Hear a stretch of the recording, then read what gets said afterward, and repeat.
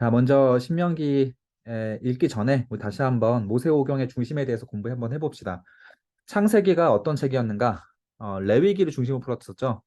레위기 언약을 누구와 맺었는가? 이게 창세기였고, 그다음에 천지를 창조하신 하나님과 아브라함의 후손 이스라엘이 맺은 언약이다. 아브라함의 후손은 오늘날 우리들을 말합니다. 영적인 아브라함의 후손들이기 때문에 그 하나님과 우리가 맺은 언약이 바로 레위기 언약이다. 출애굽기 주제, 창세기의 주제는 태초에 하나님이 천지를 창조하신 것이고 전지전능한 하나님과 언약을 맺은 것이다. 두 번째, 출애굽기는 그 레위기 언약을 어떤 과정으로 맺게 되었는가? 시내산까지의 여정, 애굽에서 시내산까지 여정을 말합니다.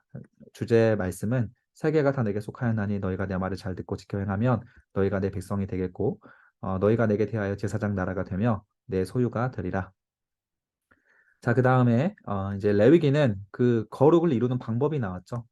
너희는 거룩하라. 이는 내가 거룩함이다. 기억나시죠? 그래서 거룩할 수 있으면 거룩하라가 아니고 거룩해야 한다라고 하는 명령어입니다. 우리는 거룩을 이루는 삶을 살아가야 되고 그 삶이 바로 레위기에 기록이 되어 있습니다. 그리고 민수기는 이 레위기 말씀대로 온전한 순종을 이루는 과정, 그래서 40년 광야 생활이 기록된 그 책이 민수기라고 했었죠. 그리고 신명기, 우리가 볼 신명기는 레위기를 재해석한 모세의 고별 설교입니다. 따라서 신명기의 구조를 보면 먼저 광야 40년을 회고하는 장면이 나옵니다. 여기는 그냥 통독을 할 거예요. 지금까지 공부하신 내용들 다 다시 한번 복습해 보시면서 떠올리시면서 말씀 따라가 보시면 됩니다. 자, 2부는 레위기 복습이 나와요. 레위기가 중요하기 때문에 마지막 고별 설교, 죽기 전에 했던 고별 설교에서 상당 부분이 4장 44절에서 11장까지 그리고 26장까지 세부적인 율법 내용과 율법의 원리와 목적에 대해서 복습을 합니다. 그만큼 중요하다는 거예요, 레위기가. 그리고 3부에서는 모압 평지에서 추가된 율법이 기록이 되어 있어요. 미래적인 축복과 저주, 30장이 아니고 34장입니다. 그리고 이제 모세가 마지막 유언으로 남기는 말까지 3부까지 기록이 되고 있습니다. 자, 신명기의 이름은 히브리 원어로 보면 엘레 하드바림이라는 히브리 원어예요. 설명을 보면 해석은 이것이 말씀드리다라는 뜻입니다. 이것이 말씀드리다. 하나님의 말씀드리다라는 뜻이고요. 한글의 신명기는 거듭신 또 목숨명인데 여기서 명령이라는 뜻도 있습니다. 그리고 기록할 기. 이게 이제 70인역 성경을 가지고 우리가 오늘날 우리나라 언어로 많이 번역을 했는데 중국식으로 의역한 것을 우리나라가 가져왔어요. 그래서 그 중국식으로 의역한 것에 따라서 명령을 거듭 말하는 책이라는 의미로 우리가 신명기라고 이름을 하고 있습니다. 하나님의 율법을 거듭해서 반복하는 책이라는 뜻으로 신명기지만 히브리 원어로는 이것이 하나님의 말씀들이다라고 하는 하나님 말씀으로 전하는 그 원어적인 느낌이 더 있습니다. 신명기 주제는 외우셔야 돼요. 6장 4절에서 5절까지입니다. 너무 유명한 말씀이죠. 쉐마 말씀입니다. 쉐마 이스라엘, 이스라엘아 들으라. 우리 하나님 여호와는 오직 유일한 여호와시니 너는 마음을 다하고 뜻을 다하고 힘을 다하여 내 하나님 여호와를 사랑하라. 이 말씀을 우리가 암송해야 되는 말씀이고 그리고 율법의 대상이 참 중요한 말씀. 이따가도 살펴보겠지만 신명기 5장 3절에 보면 이 언약은 여호와께서 우리 조상들과 세우신 것이 아니다. 너무 중요한 말씀입니다. 구약의 옛날 선지자들이 했던 것이 아니고 오늘 여기 살아있는 우리 곧 우리와 세우신 것이다. 이거 중요한 말씀입니다. 하이라이트 해주세요. 오늘날 2000년이 지난 3000년이 지난 이 성경 말씀도 오늘 우리에게 하신 것이지 돌아가신 조상들과 세우신 언약이 아니다. 그래서 신화가 아니다라는 거예요. 오늘 살아있는 우리에게 주시는 말씀이에요. 살아서 순종할 수 있는 것은 선조들은 이제 시간이 지났고 우리들의 턴이 왔기 때문에 우리가 살아있는 우리에게 주신 하나님과의 약속이 바로 율법이다. 이것을 신명기에서 모세가 강조합니다. 그리고 29장에서도 마지막 부분에서도 강조합니다. 내가 이 언약과 맹세를 너희에게만 세우는 것이 아니다. 오늘 우리 하나님은 여호와 앞에서 우리와 함께 여기 서 있는 자, 지금 말씀 공부하고 있는 여기에 있는 여러분들과 그리고 오늘 우리와 함께 여기 있지 아니한 자에게까지 이 성경품을 빠지고 있는 사람까지 하나님께서는 그 맹세를 우리에게 주신 거예요. 그런데 이 말씀을 못 들었어. 우리와 함께 있지 아니한 자는 이 언약의 맹세를 못 들었지만 이것은 하나님께서 이들에게도 세우신 겁니다. 이게 좀 중요한 포인트죠. 그래서 교회에 안 다녀서 몰랐어요라고 하는 것은 심판 당할 때 그 핑계가 적용되지 않습니다.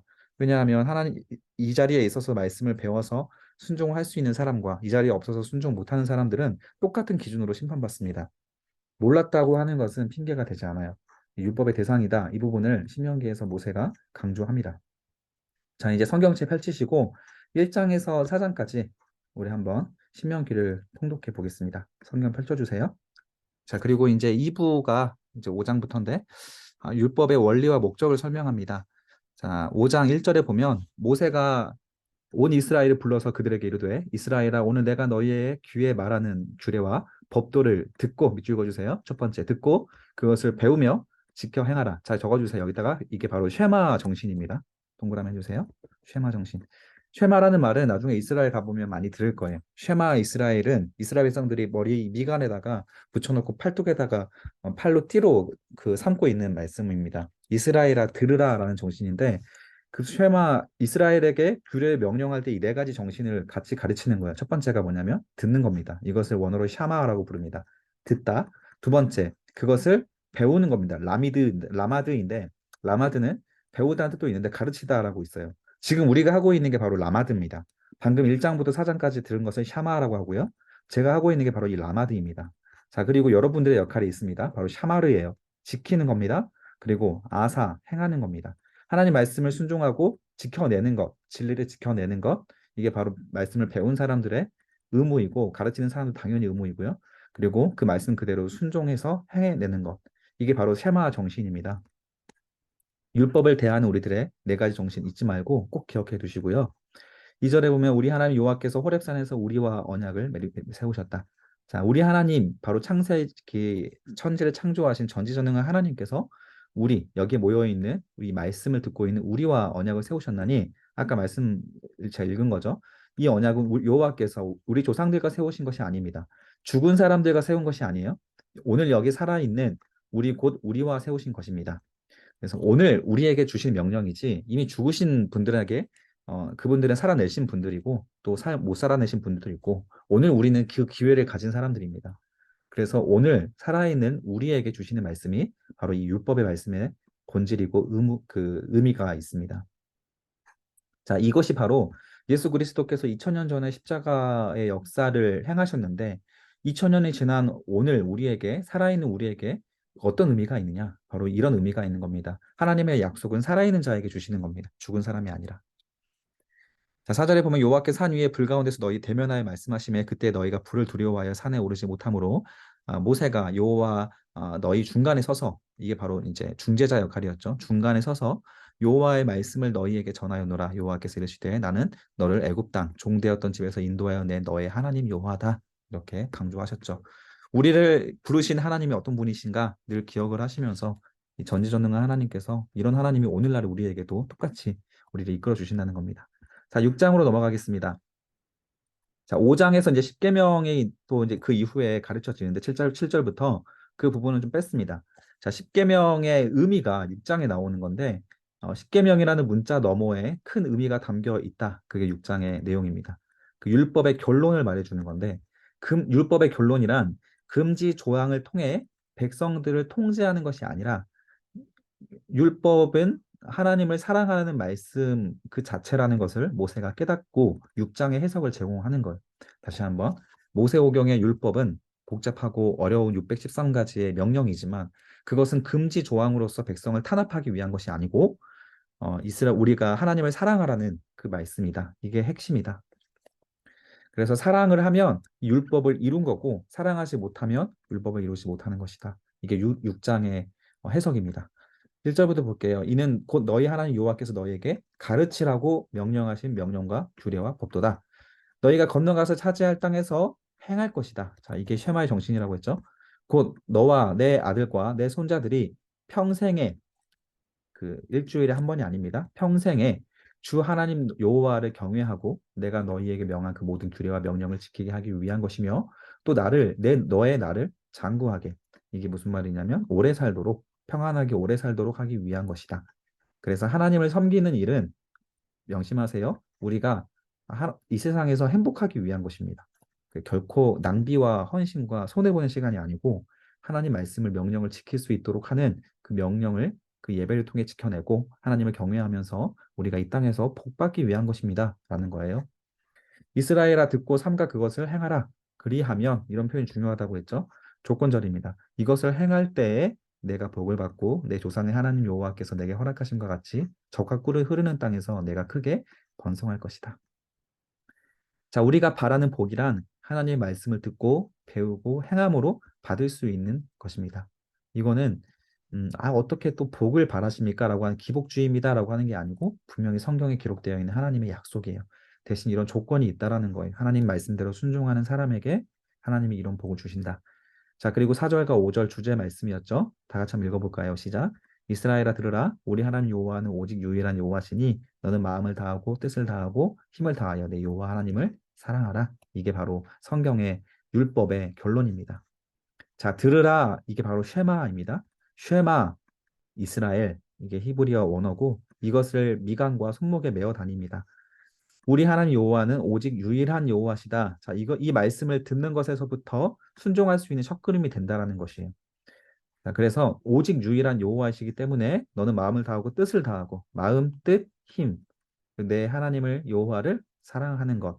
자, 이 말씀이 굉장히 중요하기 때문에 마태복음에서도 예수님께서 강조하시고 마가복음에서도 12장에서 강조하시고 누가복음 10장에서도 예수님께서 강조하신 사복음서에서 3번이나 이 말씀이 인용이 됩니다. 그리고 한 율법 교사가 예수님께 질문을 하죠. 구약의 율법에서 가장 중요한 말씀이 무엇입니까? 라고 했을 때 예수님께서 대답하신 것은 그것은 하나님을 사랑하라. 그것은 하나님을 사랑하라는 것이다. 이것이 첫 번째 되는 계명이다. 하나님 사랑 이것이 우리에게 생명이 되면 그 다음은 하나님께서 이루어 주시는 겁니다. 6절에 보면 오늘 내가 내게 명령하는 이 말씀에 너는 마음에 새겨라. 자, 어디 책에다 기록하지 말고 또 머리로만 알아두지 말고 마음으로 가지고 내려와서 마음에 새겨서 너의 자녀에게 부지런히 가르치며 자, 이거 일단 적어두세요. 부지런히 가르치며 이게 부모 공경입니다. 부모 공경의 전제입니다. 성경에서 부모를 공경하라라고 할 때 이런 부모이기 때문에 공경하라는 겁니다. 그래서 하나님 말씀을 부지런히 가르치는 부모님의 말씀에는 공경을 해야 되지만 하나님 말씀을 대적하는 부모에게는 다른 말씀이 적용이 된다고 했죠. 자, 집에 앉을 때든지 길을 갈 때든지 누워 있을 때든지 일어날 때든지 이 말씀을 자, 어떻게 하라?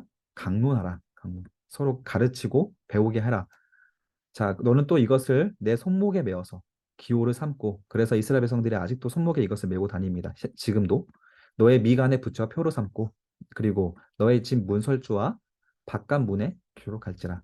가끔씩 식당에 가보면 시작은 미약하였으나 끝은 창대하리라 이런 말씀들 이렇게 걸려 있잖아요. 성경에서는 이런 말씀들 걸어놓으라고 하신 적이 없고 유일하게 걸어놓으라고 하신 말씀은 이 말씀뿐이에요.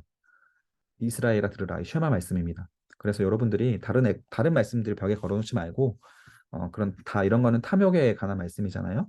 그러니까 이런 말씀들을 하나님 말씀대로 벽에 걸어놓으라고 대놓고 말씀하신 거니까 여러분들의 핸드폰이나 또 여러분들의 뭐 노트북이나 집에 방에다가 꼭 이렇게 걸어놓으시길 바래요. 자, 넘어가고 15절에 보면 여호와는 질투하는 하나님이신즉 다른 이방의 신들을 따르지 말아라. 너희가 마사에서 시험한 것 같이 하나님을 시험하지 말아라. 하나님 살아계신지 아닌지 시험하지 말고 너희 하나님 여호와께서 너에게 명하신 명령과 증거와 규례를 삼가 지키기만 하면 여호와께서 보시기에 정직하고 선량한 일을 행하시기만 하면 어떻게 한다? 네가 복을 받을 것이다. 하나님의 약속입니다. 그 땅에 들어가서 여호와께서 모든 대적을 내 앞에 쫓아내시겠다. 자, 이스라엘 백성들이 싸워야 하지만 싸우는 것은 하나님께서라고 하시죠. 싸우는 주체는 하나님이십니다. 하나님께서 모든 대적을 우리 그 이스라엘 백성 앞에서 쫓아내시겠다고 조상들에게 맹세하신 아름다운 땅을 차지하리니 여호와의 말씀과 같으니라. 자, 이처럼 하나님의 말씀을 공부하는 것의 결과가 무엇이냐면 여호와께서 보시기에 정직하고 선한 일을 하는 것입니다. 여호와께서 보시기에 정직하고 선한 일을 행하는 것. 이게 바로 성경 공부의 결론입니다. 사람을 속일 수 있으나 하나님을 속일 수가 없기 때문에 하나님을 두려워하는 것이 가장 정직하게 살아갈 수 있는 길입니다. 그래서 이 하나님 말씀을 공부하고 하나님의 말씀대로 정직하게 살아갈 수 있는 그런 경외심을 가지고 있다면 이 땅에서 복을 받을 수 있는 전제 조건이 되겠죠. 넘어가겠습니다. 24절에 보면 여호와께서 우리에게 이 모든 규례를 지키라 명령하셨으니 권유가 아닙니다. 명령입니다. 명령하셨으니 이는 우리 하나님 여호와를 경외하며 강조 표시해 주세요. 그리고 경외했을 때 어떻게 된다? 항상 복을 누리게 하게 하시기 위함이십니다. 하나님은 우리가 다 부자 되길 바라시고 이 땅에서 고통 없이 형통하시길 바라시는 것은 우리보다 하나님의 더 소원입니다. 오히려 우리는 이미 손에 닿을 수 없는 저 먼 나라 이야기처럼 이 땅에 평온하고 내가 행복하게 부유하게 살아가는 것에 대해서는 아예 바라지도 않은 마음처럼 겸손하게 됐지만 그것은 우리가 넘을 수 없는 어떤 그 먹을 수 없는 열매를 바라보는 것처럼 빨리 포기하는 것처럼 되지만 사실 하나님은 이 세상 그 누구보다 우리가 부유하고 평안하게 살아가기를 바라시는 분이십니다.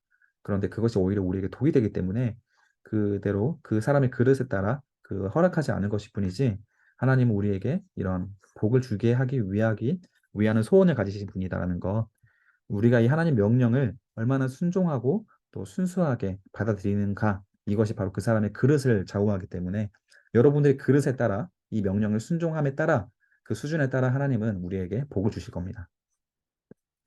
우리가 그 명령하신 대로 이 모든 명령을 우리 하나님 여호와 앞에 삼가 지키면 또 강조 표시해 주시고 조건절이죠. 이것이 우리의 의로움이 될 것이다. 자, 의로움 밑줄 그어주세요. 로마서에 보면 우리가 이 세상에 의로운 사람이 아무도 없다라고 하지만 그 이유가 무엇이냐면 바꿔 말하면 여호와 앞에서 삼가 지켜내는 사람이 아무도 없다라는 거예요. 그것을 지켜내면 우리의 의로움이 된다라고 했습니다. 성경은 우리에게 지혜를 주셔서 첫 번째 골로새서 1장 9절에 나와 있는 말씀처럼 하나님을 알게 해주십니다. 그리고 하나님의 뜻에 따라 순종하며 살아가고 결국 하나님 말씀 앞에 합당한 삶이 될 수 있도록 인도해 주시는 것이 우리 성령님의 우리에게 주신 역할이에요. 이것을 이루어 주시는 거죠. 삼가 지켜낼 수 있도록. 따라서 성령께서 우리 마음속에 거하셔서 우리를 거룩하게 하시는 방법은 율법을 하나님 앞에서 정직하게 지키고 하나님을 마음을 다하여 뜻을 다하여 사랑하고 충성할 수 있게 도와주신다라는 거예요. 사람마다 방법과 하나님의 방식은 다르지만 여러 뭐 선교를 통해서라든지 성경 공부를 통해서라든지 하나님을 더욱더 사랑할 수 있도록 하나님은 우리를 지도하시고 인도해 나가실 거예요. 그것을 통해 우리가 의로움을 이루어낼 수 있도록 도와주실 겁니다. 구약과 오늘날의 차이라면 그 성령님의 적극적인 개입이 조금 다르다는 거예요. 오늘날에는 더욱더 이것을 지켜낼 수 있도록 도와주시는 거예요. 그럼에도 불구하고 지켜내지 못하면 이제는 정말 뭐 변명거리가 없는 거죠. 성령께 하나님 말씀을 지켜낼 수 있는 힘을 달라고 기도하시고 의지하시면 반드시 의로워질 수 있는 길을 허락하십니다. 8장으로 넘어가면 성도의 고통의 문제에 대해서 언급을 해줍니다. 내가 오늘 명령하는 이 명령을 너희는 지켜 행하라. 그리하면 또 조건절 이런 데는 그냥 강조 표시해 주세요.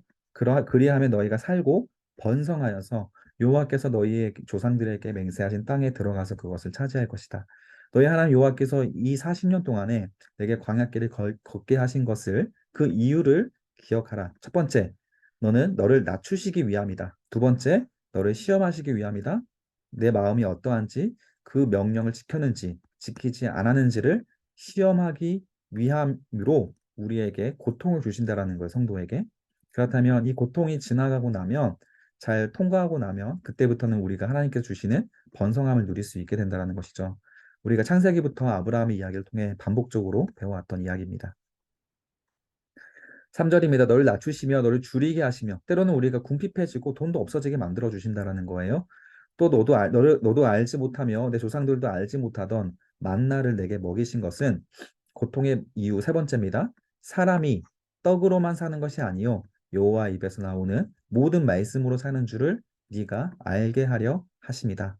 굉장히 익숙한 말씀이죠. 예수께서 40일 금식 중에 줄이실 때 사탄이 찾아와서 돌을 떡으로 만들어 먹으라 유혹을 했을 때 예수님께서 이 말씀을 인용하셔서 그 유혹을 물리칩니다. 얼마든지 예수님은 돌을 떡으로 만들 수 있지만 그것이 본질이 아니기 때문에 하나님의 여호와 입에서 나오는 모든 말씀을 지킴으로 우리가 행복하게 평안하게 살아가는 줄을 알기 때문에 그것으로 사탄의 유혹을 물리칠 수가 있게 되었죠. 자, 사람이 돈으로만 사는 것이 아니라 하나님 말씀으로 살게 한다는 것을 알게 하기 위하여서 각 사람에게 광야의 길, 때로는 고통의 길을 허락하신다. 이 부분을 우리가 기억하셔서 광야길이 찾아오셨을 때에는 하나님이 이것으로 내게 복을 주시기 위해서 내게 광야를 주시는구나. 그렇게 여기시면 됩니다. 자, 사람이 말씀에 순종하면 살게 됩니다. 죽고자 하는 자는 살고 살고자 하는 자는 죽는다고 예수님께서 말씀하셨죠. 그래서 오늘날 교회들이 죽고 있는 거예요. 이거를 우리가 유심히 봐야 됩니다. 교회가 살고자 하니까 자꾸 홍보하고 자랑하고 우리 교회로 마케팅하기 때문에 우리가 제자화되고 우리가 삶을 통해서 세상이 궁금해하는 성도의 감동적인 삶을 살아내면 자연스럽게 그 교회는 살아납니다. 내가 죽고자 하면 교회는 살지만 교회가 살고자 하면 오히려 세상으로부터 오히려 더 미움과 조롱을 받게 되는 거예요. 사절에 보면 이 40년 동안에 내 의복이 헤어지지 아니하였다. 밑줄 그어주세요. 강조 표시해 주세요. 너의 의복이 광야에서 40년 동안 돌아다닐 때 헤어지지 않았대요. 말도 안 되죠. 지금 제가 설교 시간에 사역할 때 입고 있는 그 정장이 한 10년 정도 된 정장입니다. 처음 살 때 한 20만 원 주고 샀거든요. 근데 이 옷이 그때 그 뭐 좋은 옷은 아니지만 어쨌든 지금 보면 처음 살 때에 비해서 많이 발해졌어요. 근데 이때 당시에 의복은 제가 가지고 있는 정장보다 훨씬 더 허름한 정장 옷들이죠. 허술한 옷입니다. 그런데도 불구하고 40년 동안에 옷이 헤어지지 않았대. 이게 말이 되나요? 너의 발이 부르트지 않았대요. 40년 동안 광야를 행진했는데 군대에서 20km만 행군해도 발이 부르트는데 말도 안 되죠. 그런데 하나님이 그렇게 지켜주겠다라는 거예요. 고난이 왔을 때, 광야가 왔을 때 하나님은 우리를 멸망시키지 않는다라는 겁니다. 그것을 믿고 광야를 기쁘게 걸어가시면 되는 거예요. 너는 그 사람이 그 아들을 징계한 같이 강조 표시해 주세요. 결국 하나님과 우리의 관계는 아버지와 아들의 관계입니다. 아들을 징계한 것처럼 징계하지 사생자를 징계하는 것처럼 징계하시지 않는다라는 거예요. 하나님 여호와께서 너를 징계하시는 줄을 마음에 어떻게 하라? 생각하라. 신뢰하라라는 거죠. 하나님이 나 절대 죽이지 않아. 절대 멸망시키지 않아. 그를 신뢰하고 광야를 받아들이라는 겁니다. 너희 하나님 여호와의 명령을 지켜내어서 그 시험을 잘 통과해서 그의 길을 따라가며 그를 경외하는 선택을 한다면 하나님은 반드시 복을 주신다라는 거예요. 여기가 이루어진 사람을 이제 간증하는 사람이라고 합니다. 간증이 있는 거예요. 이런 이야기를 풀어내는 거를. 너희 하나님 여호와께서 너를 아름다운 땅에 이르게 하시나니 간증이죠. 그곳은 골짜기든지 산지든지 시내와 분천과 샘이 흐르고 밀과 소리에 보리의 소산지요 포도와 무화과와 석류와 감람나무와 꿀의 소산지라. 내가 먹을 것에 모자람이 없게 하실 것이고 내가 부족함이 없는 땅을 누리게 할 것이고 그 땅은 돌은 철이고 산에는 동을 캐는 황금 보화의 땅이 될 것이다. 네가 먹어서 배부르고 내 하나님 여호와께서 옥토를 내게 주셨으므로 말미암아 하나님을 찬송하게 될 것이다. 너무 신이 나고 행복한 삶이 될 것이다.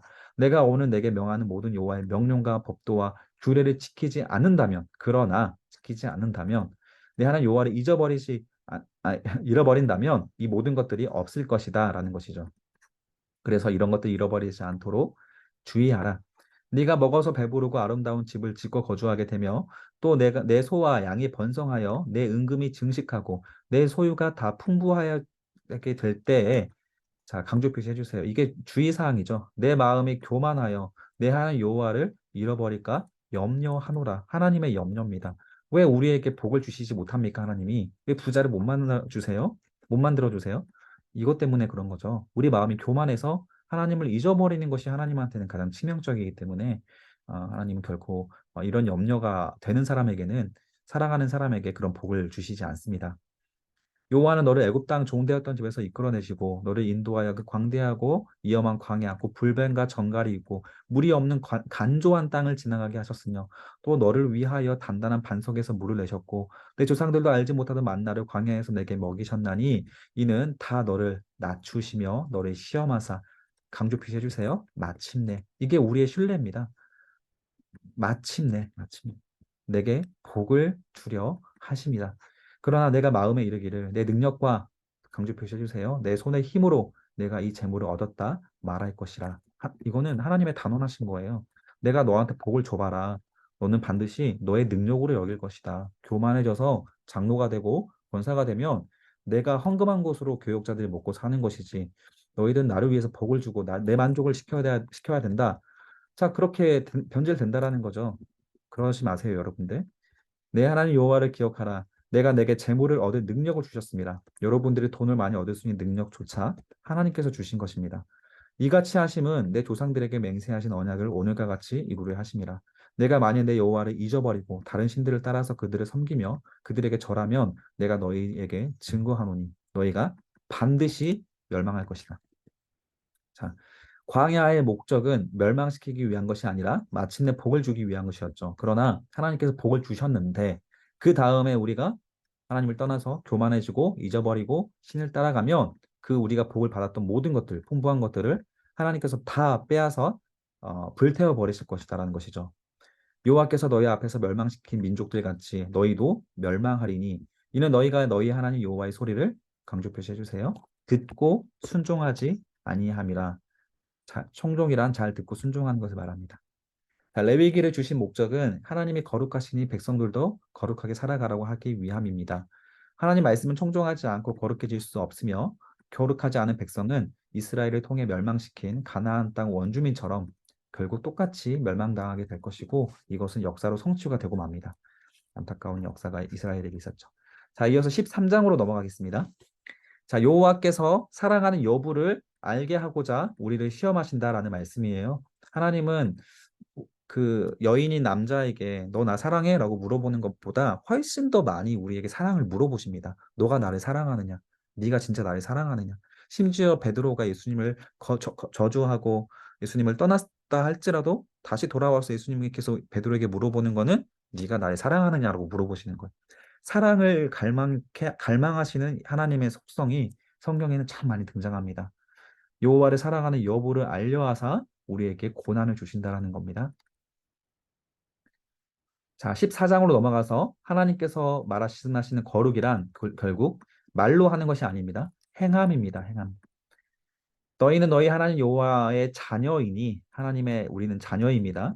그러니 죽은 자를 위하여 자기 몸을 베지 말며 눈썹 사이에 이마에 털을 밀지 말아라. 이건 옛날에 이때 당시에 우상 숭배의 행위였습니다. 그 제사 드릴 때 이렇게 했나 봐요. 너희는 내 하나님 여호와의 민주를 거주세요. 성민입니다. 우리 교회도 있죠. 성민이 홍성민 있죠. 여호와의 성민, 거룩한 백성이라는 뜻입니다. 이 선민 사상이 이스라엘을 오히려 더 교만하게 만들었어요. 자, 여호와께서 이 지상 만민 중에서 너를 택하여 자기 백성으로 기업 백성으로 삼으셨느니라. 자, 그러니 너희는 거룩한 백성이니 어떻게 하라? 너희는 강조 표시해 주세요. 무엇이든지 가증한 것은 먹지 말아라. 명령입니다. 강력한 명령이에요. 무엇이든지. 자, 그래서 우리가 성경을 공부할 때 하나님께서 하지 말라고 하는 것들을 하지 말아야 되는데 그중에서 음식에 대한 부분들은 하나님 좀 많이 강조하셨어요.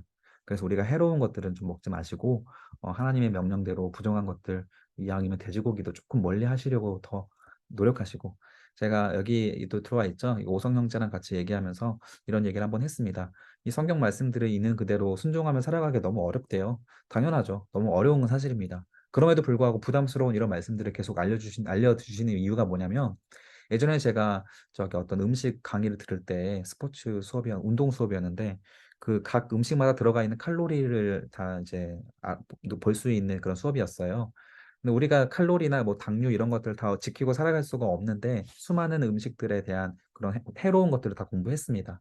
그때 교수님께서 마지막에 하셨던 말씀이 뭐냐면 우리가 이것을 다 먹지 않고 살 수는 없지만 알고 먹자라는 거예요. 알고 먹자. 그래야 먹을 때마다 조금씩 줄여갈 수 있다라는 거예요. 이게 얼마나 우리에게 해로운지를 배워가야.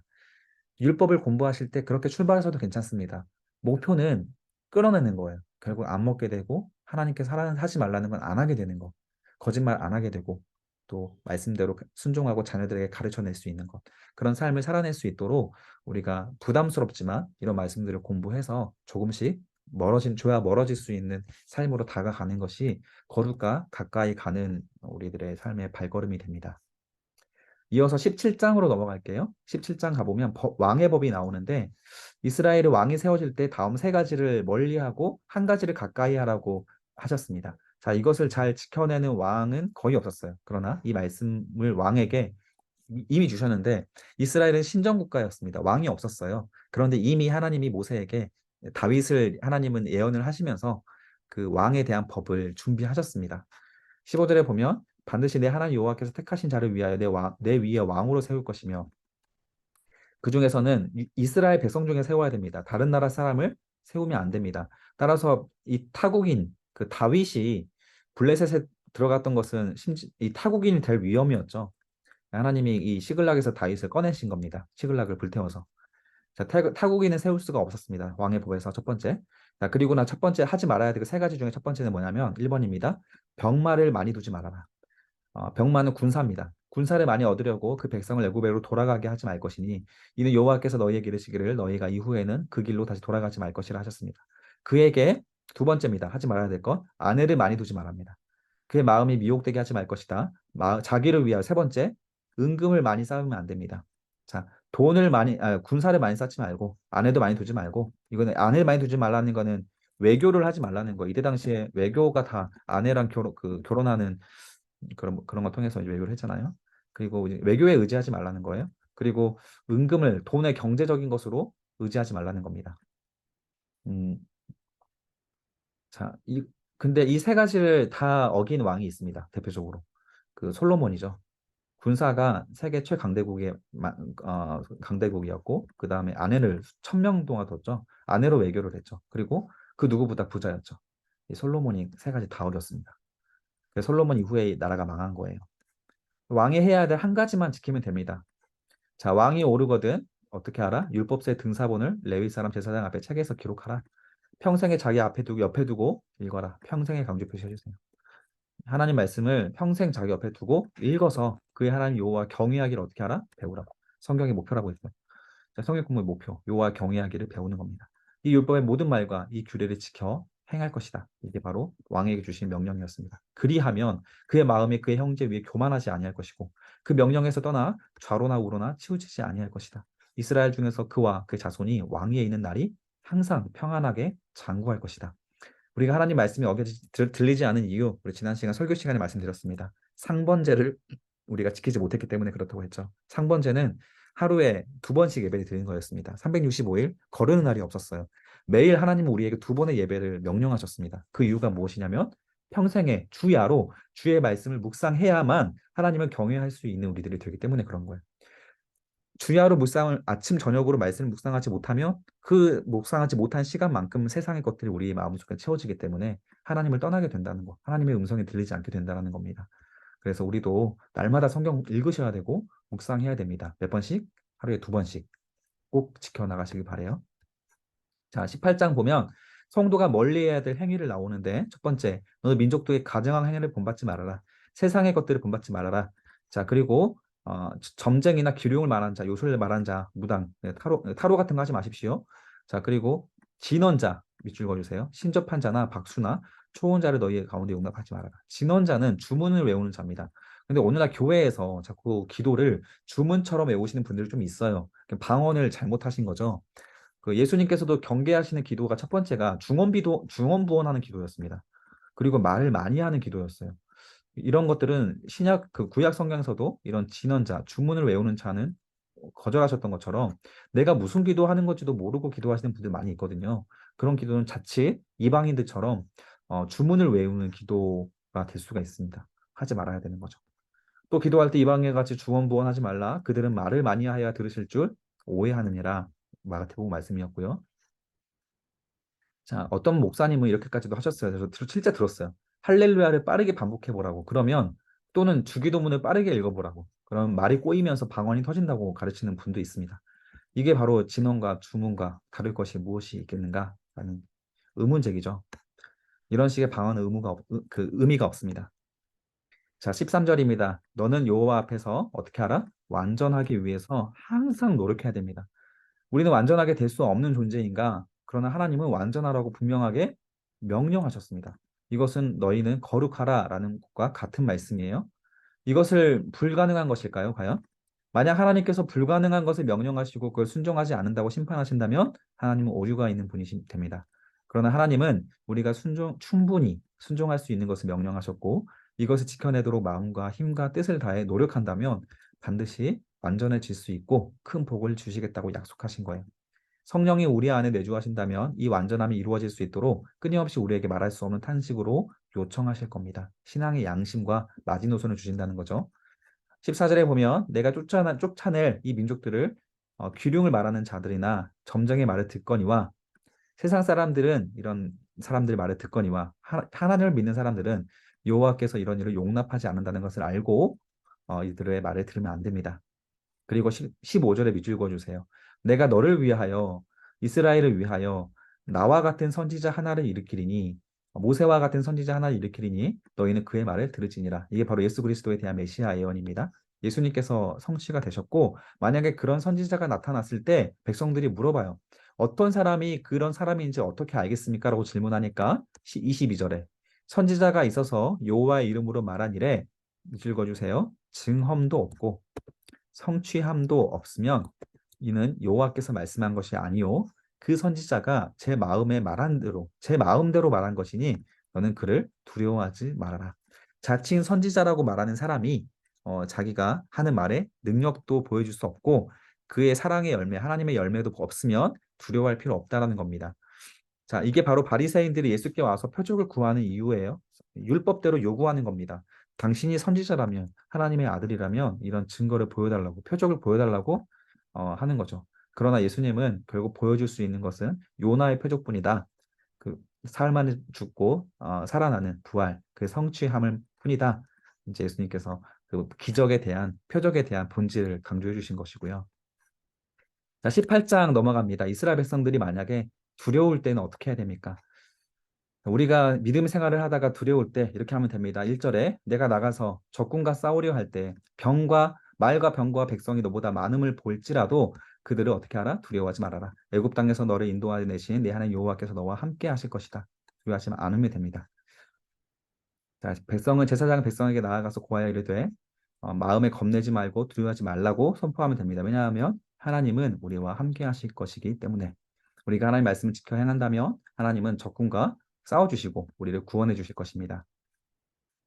쭉 넘어가겠습니다. 같은 내용이고요. 자, 22장에는 좀 특이한 법이 있어서 하나만 짚고 넘어갈게요. 여자는 남자의 의복을 입지 말 것이요. 남자는 여자의 의복을 입지 말 것이다. 성경에 이런 말씀까지도 자세하게 언급이 되어 있습니다. 왜냐하면 하나님께서 싫어하는 거기 때문에.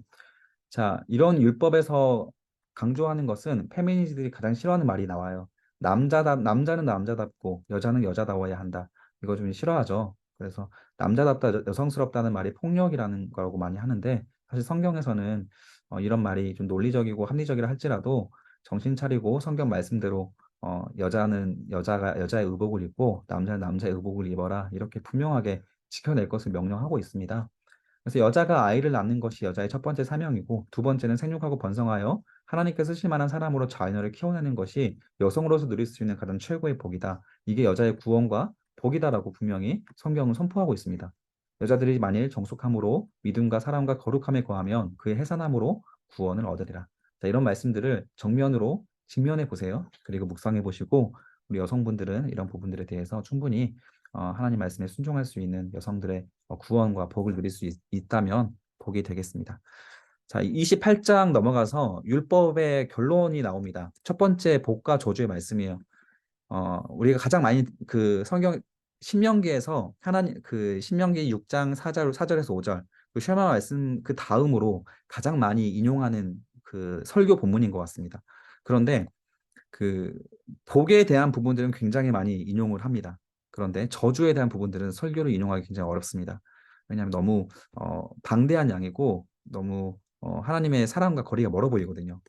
그런데 복에 대한 이야기가 28장에 보면 1절에서 14절밖에 안 되고요. 저주에 대한 이야기가 15절에서 68절까지 훨씬 방대합니다. 복보다 저주가 4배나 많아요. 그런데 우리가 복만 좋아하니까 자꾸 교회에서 복만 강조하는 거예요.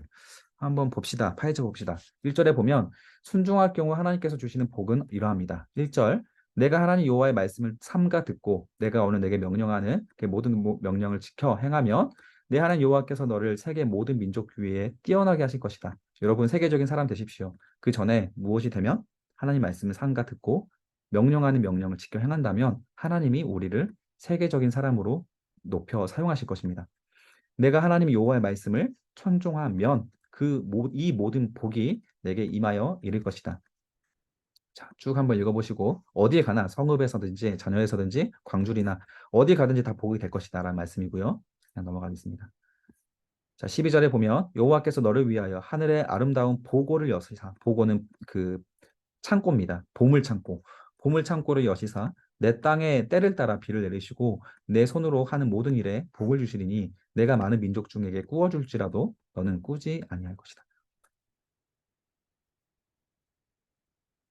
보시고 그다음 15절부터는 이제 저주가 나오는데 내가 만약 여호와의 하나님 말씀을 순종하지 아니하여 내가 명령한 규례를 행하지 아니한다면 이 모든 저주가 내게 임할 것이다. 네가 어딜 가든지 일이 안 풀릴 것이다. 네가 만지는 음식이 저주를 받을 것이다. 너의 자녀들이 저주를 받을 것이다. 네가 들어가도 저주를 받고 나가도 저주를 받을 것이다. 쭉 보시고 여호와께서 비 대신에 티끌과 모래를 내 땅에 내릴 것이다. 자, 이른 비와 늦은 비가 이스라엘 땅에는 내려야 제때 내려야 그 황무지가 그 뭐냐 곡식이 자랄 수 있는데 그렇지 않으면 아라비아 사막에서 불어오는 뜨거운 동풍 때문에 사막이 됩니다. 어, 자, 이것을 하나님의 저주라고 말씀하셨고요. 쭉 한번 보시고 38절에 내가 많은 종자를 들에 뿌릴지라도 메뚜기가 먹음으로 거둘 것이 적을 것이다. 자, 요엘서에서 메뚜기 재앙이 한번 나오고 출애굽기에서 나왔었죠. 그래서 하나님은 메뚜기를 사용하셔서 재앙으로도 사용하십니다. 불순종했기 때문에 메뚜기 재앙으로 굶주림이 온다라는 것이고요. 내 자녀를 낳을지라도 그들이 포로가 노예가 될 것이다. 이런 끔찍한 그런 저주가 하나님께서 예언을 하셨는데 이 예언들이 하나도 빠짐없이 이스라엘에게 성취가 되어버렸습니다. 53절 내가 적군에게 에워싸이고 맹렬한 공격을 받아 곤란을 당함으로 내 하나님 여호와께서 내게 주신 자녀 곧 내 몸의 소생의 살을 먹을 것이다. 심지어 배고파서 너의 자녀들의 끓여 먹을 것이다라고 하는데 이것조차 실제로 이스라엘 백성들에게 이루어졌습니다. 자기 자녀를 잡아 먹었어요. 자, 64절 여호와께서 너를 이 땅에서 저 끝까지 만민 중에 흩으시리니 결국 이것도 실현이 됐죠. 바벨론 포로로 끌려갔습니다. 그러나 30장에 보면 이런 모든 저주가 있을 다음에 30장에 다시 한번 하나님은 회개의 기회를 주십니다. 1절에 내가 내게 진술한 모든 복과 저주가 내게 임함으로 내 하나님 여호와께서 쫓겨난 모든 나라 가운데서 이 일이 마음에 기억나거든. 밑줄 그어주세요. 자, 이스라엘 백성들이 쫓겨났을 것을 이미 가정하고 있고 예언하고 있죠. 바벨론에 가서 쫓겨난 모든 나라 가운데 만약에 우리가 이 저주받을 일들이 생각이 나고 이것이 하나님 말씀을 불순종해서 했다라는 것을 마음에서 깨닫게 되고 기억이 난다면 어떻게 하라? 2절 너와 내 자손이 내 하나님 여호와께로 돌아와서 이게 복음이죠. 내 하나님 여호와께로 돌아와서 오늘 내게 명령한 것을 온전히 따라 마음을 다하고 뜻을 다하여 여호와의 말씀에 청종하며 다시 기회를 주시겠다는 거예요. 내 하나님 여호와의 말씀을 마음을 돌이키시고 너를 긍휼히 여기사 포로에서 돌아오게 하실 것이다. 그래서 회개해서 돌아왔죠, 실제로. 내 하나님 여호와께서 흩으신 모든 백성 중에서 너를 다시 모을 것이다라는 겁니다. 5절에 내 하나님 여호와께서 너를 조상들이 차지한 땅으로 돌아오게 하사 선을 행하사 너를 조상들보다 더 번성하게 하실 것이다. 그러니 너는 마음과 내 자손의 할례를 하는데 어디다 할례를 하라? 마음에 할례하라. 마음에 하나님 말씀을 새기라라는 걸. 그래서 너로 마음을 다하여 뜻을 다하여 내 하나님 여호와를 사랑하게 하사 너로 생명을 얻게 하실 것이다. 이런 말씀들 꼭 기억하셔서 저주받는 사람 되지 마시고 저주 받았더라도 하나님께로 돌아와서 하나님 앞에 회개하면 됩니다. 회개하고 돌이킬 수 있는 것들 다 돌이키시면 다시 하나님께서 우리를 긍휼하게 여겨주신다는 거예요. 11절 내가 오늘 너에게 명령한 이 명령은 내게 강조 표시해 주세요. 어려운 것도 아니고 먼 것도 아니다. 자, 율법은 실현 불가능한 것이 결코 아니다라는 거예요. 율법은 불가능하다고 배웠습니까? 그건 성경을 왜곡하는 겁니다. 하나님은 스스로 절대 어렵지 않다라고 했어요. 하나님을 사랑하면 하나님은 이 말씀을 지킬 수 있다라고 하는 겁니다. 그래서 어떤 사람이 말해요. 율법은 불가능한 것이고 죄만 기억하게 하는 악한 것이다라고 말합니다. 이것을 율법 폐기론이라는 이단이에요. 마르키온주의입니다. 2세기에 있었던 이단. 우리는 이 율법 폐기론을 경계해야 됩니다. 14절에 보면 오직 그 말씀이 내게 매우 가까워서 너의 입에 있고 마음에 있으면 어떻게 된다? 행할 수 있다. 그래서 하루에 2번 지키는 상번제의 정신이 중요합니다. 하나님 말씀을 주야로 묵상하고 늘 우리의 입과 마음에 있다면 하나님 말씀들이 행할 수 있는 능력을 우리에게 주신다라는 겁니다. 꼭 기억하세요. 15절에 보면 오늘 내가 생명과 복과 사망과 화를 내 앞에 두었나니 곧 내가 오늘 내게 명령하여 내 하나님 여호와를 사랑하고 그 모든 길로 행하며 그의 명령과 규례 법들을 지키라는 것이다. 그리하면 네가 생존하고 번성할 것이다. 계속 같은 말씀 반복입니다. 자, 19절에 중요한 말씀 나옵니다. 내가 오늘 하늘과 땅을 불러 너에게 증거를 삼노라. 내가 생명과 사망과 복과 저주를 내 앞에 두었은즉 너와 내 자손이 살기 위하여 어떻게 하라? 살기 위하여 생명을 택하라. 강조 표시해 주세요. 신앙은 선택입니다. 생명을 선택할 수 있고 저주를 선택할 수 있다라는 거예요. 하나님께서 주신 자유의지로 우리는 생명을 선택하면 되는 겁니다. 내 하나님 여호와를 사랑하고 그의 말씀을 청종하여 그를 의지하면 되는 겁니다. 자, 그는 너의 생명이시요 우리가 장수할 수 있는 우리의 복의 근원이시니 여호와께서 내 조상 아브라함과 이삭과 야곱의 주리라고 맹세하신 땅에서 우리가 거주할 수 있게 될 것이다. 그래서 하나님 말씀 늘 사랑하시고 가까이 하셔서 이런 복을 누릴 수 있는 우리 청년 되시길 바랍니다. 자, 그리고 31장에 넘어가서 마지막으로 모세가 죽기 전에 마지막 유언을 합니다. 우리 창세기 시작하기 전에 개론에서 가장 먼저 성경 공부에서 배웠던 말씀이죠. 11절에 보니까 온 이스라엘 백성들이 그가 택하신 장소에 모일 때, 오늘날인 교회죠. 교회에 모일 때 어떻게 하라? 율법을 낭독하여 온 이스라엘에게 듣게 하라. 그래서 제일 좋은 설교는 그냥 말씀을 읽는 설교라고 합니다. 저도 여러분들에게 최대한 미사역을 넣지 않고 사무엘상을 있는 그대로 좀 가르쳐 드리기 위해서 노력을 많이 했어요. 그러나 좀 그냥 가르치면 지루하고 어려울 수 있어서 다른 예시도 많이 사용하고 했지만 그것보다 더 저는 더 뺄 것은 빼고 말씀 그대로를 낭독하는 수준의 설교를 할 수 있도록 노력을 많이 할 겁니다. 이것이 하나님의 명령이었기 때문에 모세가 마지막으로 유언을 남긴 것이었고 모세에게 주신 하나님이 말씀으로 명령하신 것이기 때문에 그런 거예요. 곧 백성의 남녀와 어린이와 성읍 안에 거류하고 타고 있는 모아라. 너희 함께하고 있는 모든 사람들을 교회로 데려와서 어떻게 합니까? 그들에게 듣고 배우게 해야 됩니다. 그리고 가장 이 결론이 나오죠. 여호와를 경외하게 하기 위함입니다. 모든 것은. 설교와 성경 공부의 모든 결론은 하나님을 무서워하게 하기 위한 것입니다. 또 너희가 요단을 건너서 차지할 땅에 거주할 동안에 이 말씀을 알지 못하는 그들의 자녀에게 듣고 내 하나님 여호와를 경외할 수 있도록 배우게 하기 위함이다. 여러분 지금까지 신명기까지 마쳤는데 어떻게 경외하길 배우고 있습니까? 하나님이 두려워지고 있으면 공부 잘하고 계신 거고 그냥 하나님이 여전히 안 두렵고 근데 그냥 세상이 더 무섭다면 아직도 성경 공부가 아직 우리에게 영향을 주지 못하고 있는 겁니다. 자, 이것이 신앙생활의 핵심이고 사명이고 예수 그리스도의 지상 명령이라는 것. 이것을 순종하는 것이 전도고 선교이고 예배자의 삶이고 그리스도인의 거룩한 삶입니다. 이것이 신앙생활이고 예수 그리스도께서 우리를 위하여 완성하신 구원의 선물의 결론이라는 것. 꼭 제가 여러분들 드리고 싶은 강조 말씀입니다. 넘어가고 마지막 하나님의 신실하고 위대한 종 모세가 34장에서 죽게 됩니다. 모세가 죽을 때 나이가 120세였으나 밑줄 그어주세요. 그의 눈이 흐리지 아니하였고 기력이 쇠하지 아니하였다. 모세가 늙어 죽었으나 마지막 순간까지 체력이 노인으로서 다 떨어져서 죽지 않았다는 걸 눈이 흐리지 않았고 기력이 쇠하지 않고 하나님께서 데려갔다는 겁니다. 모세가 눈의 아들 여호수아에게 안수하였으므로 그에게 지혜의 영이 충만하다 강조 표시해 주세요. 하나님의 영이 임하면 그 사람의 병을 고치고 또 미래를 예언하는 그런 게 아니고 지혜의 영이 충만하게 됩니다. 이 지혜란 하나님 말씀을 순종할 수 있는 지혜를 말합니다. 어떻게 해야 내가 하나님 말씀대로 순종하는 직장을 구할까? 이 직장 속에서 어떻게 해야 하나님 말씀을 순종해내는 삶을 살아갈까? 이거를 하나님께서 지혜를 주신다라는 거예요. 그 후에는 이스라엘의 모든 모세와 같은 선지자가 일어나지 못하였으니 모세는 하나님과 대면하여 아시던 자다. 늘 하나님 말씀을 주야를 묵상하던 모세였고 그 말씀을 모두 받아내었던 모세였습니다. 그 모든 큰 권능과 위엄을 행하게 하심에 온 이스라엘의 목전에서 그것을 행한 자이기 때문에 모세는 전무후무한 선지자가 되었습니다. 자, 하나님의 신실하고 위대한 종 모세가 마지막 유언을 남기고 순을 거두었습니다. 비록 그토록 소원하던 약속의 땅을 직접 밟아보지 못했지만 하나님께서 영안을 열어주셔서 모든 땅을 다 볼 수 있게 해주셨어요. 모세의 죽음으로 이제 여호수아가 그 뒤를 이어 약속의 땅으로 계속 전진해 나갈 것입니다. 위대한 믿음의 조상이라 할지라도 마지막은 항상 있습니다. 우리에게도 마지막이 있죠. 그러나 하나님의 역사는 계속됩니다. 이 세상의 역사는 하나님의 역사고 우리의 역사가 아닙니다. 하나님께서 우리를 통해 당신의 역사를 이루어 가시도록 모세처럼 우리의 인생을 내어드릴 수 있어야 그 하나님의 역사에 우리도 주인공이 될 수가 있습니다. 여호수아는 모세의 곁에서 40년 동안 지도자 훈련을 받게 되었고 오직 하나님께 순종하는 것이 승리자의 길이라는 것을 철저하게 배우고 훈련받게 됩니다.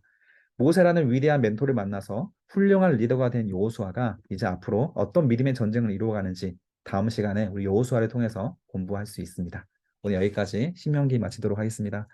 고생하셨어요. 아이고 피곤하실 텐데 참 말씀 잘 따라오느라 고생하셨습니다.